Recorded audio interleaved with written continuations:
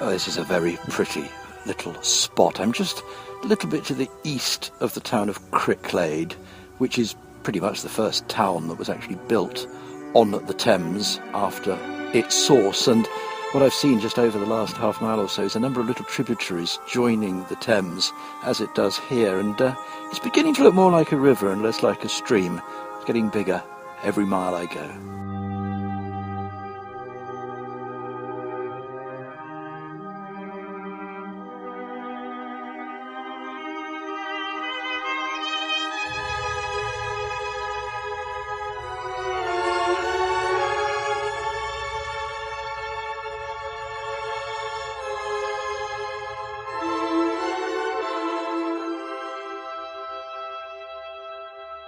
This is a rather lovely wooden footbridge at Water Eaton. I've just crossed back now from the north bank of the Thames to the south bank of the Thames. It's not a very long walk across from one side to the other. Huge meadows on either side, lovely blue sky. It's an absolutely idyllic day.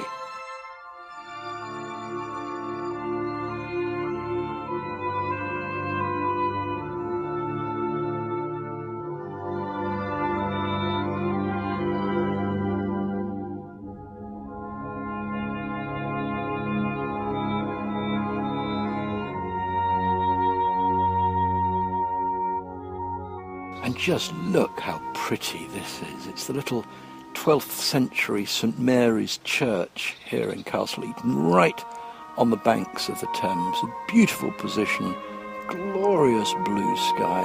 It just looks wonderful.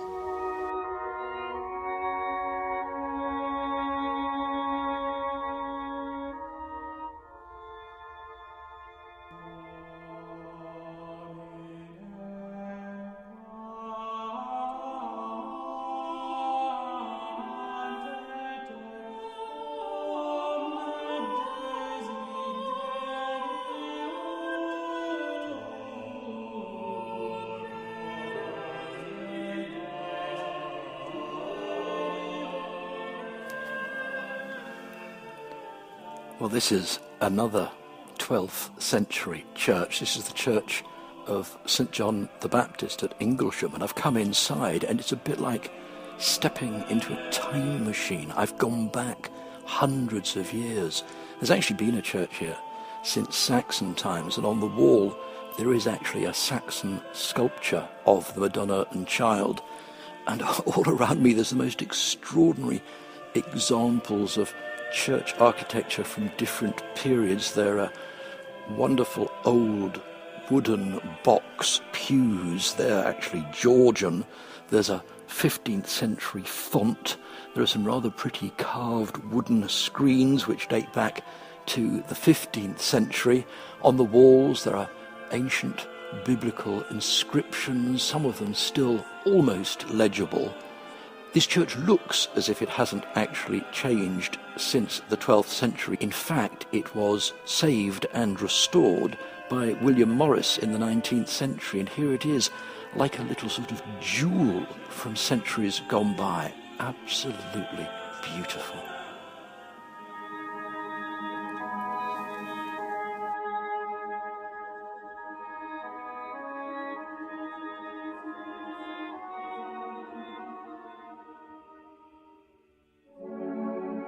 Well, I come to rather a significant point on my journey here because I've just seen my first boat on the Thames. I'm just outside Lechlade, which is in effect the highest point on the river which it's possible to navigate. And the other thing about this part of the river is it marks one end of what used to be the Thames and Severn Canal, built in the late 18th century, opened in 1789, and the idea was to try to link the two great ports of London and Bristol to enable shipping to travel between the two. It never really worked, apparently, and so it fell into disuse. So here we are, Lechlade, the river, boats, navigation. From now on, it's all downhill.